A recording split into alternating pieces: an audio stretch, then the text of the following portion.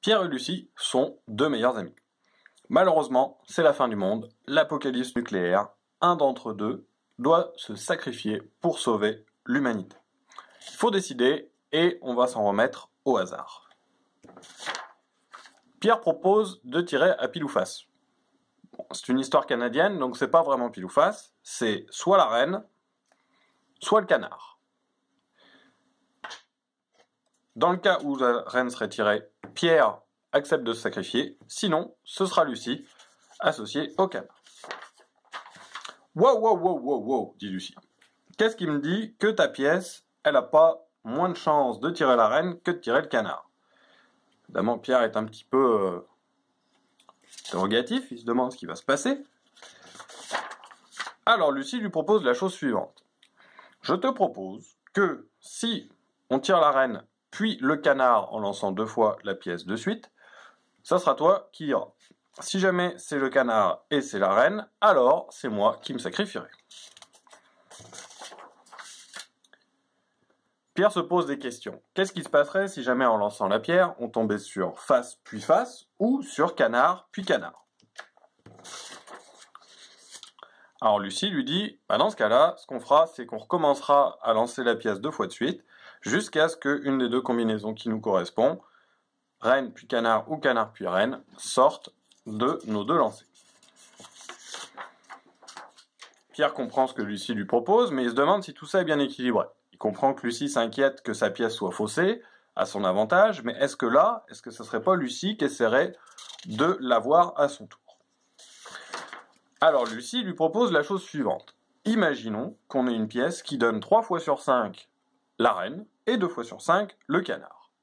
Si maintenant on imagine qu'on va avoir 25 lancers, représentés ici, on a à peu près 3 fois plus, on a exactement 3 fois plus de reines que de canards sur notre premier lancer de pièces. Imaginons maintenant qu'on fasse un deuxième lancer pour ces 25 cas de figure. On a ici les 10 canards de tout à l'heure qui correspondaient aux 2 chances sur 5 sur 25.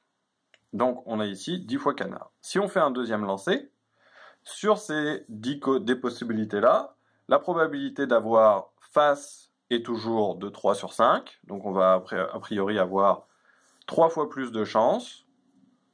3 chances sur 5 versus 2 chances sur 5 d'avoir face versus canard. Ce qui veut dire qu'on va se retrouver avec 6 cas où on aura canard face et 4 cas où on aura canard-canard. Pour les cas où on avait tiré la reine en premier, c'est la même chose. On a encore une fois 3 chances sur 5 de tirer face la deuxième fois et 2 chances sur 5 de tirer le canard. Ce qui nous fait 4 cas de figure.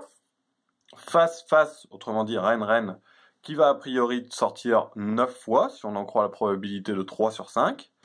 Canard, qui va sortir 4 fois. Et les deux événements canard face et face canard, qui sortent tous les deux 1, 2, 3, 4, 5, 6. 1, 2, 3, 4, 5, 6 fois.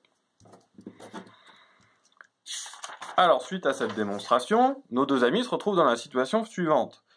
On a bien montré que si on lançait 25 fois cette pièce qui a une chance de 3 sur 5 de faire la reine et de 2 sur 5 de faire le canard, on avait 6 chances de tomber sur la reine puis le canard et 6 chances de tomber sur le canard et la reine. On se retrouve bien donc avec un tirage qui a l'air d'être équilibré, c'est-à-dire que chacune des deux options correspondant à chacun de nos deux amis ont la même chance de sortir. Alors on se retrouve à avoir Pierre et Lucie qui sont très très contents. Évidemment, il y en a un qui va devoir mourir pour sauver l'humanité, mais au moins ce sera fait de façon équitable. Je remercie personnellement Gilles Brassard qui était le premier à m'expliquer comment fonctionnait canard, reine et reine canard. C'était Joris Deguet, merci.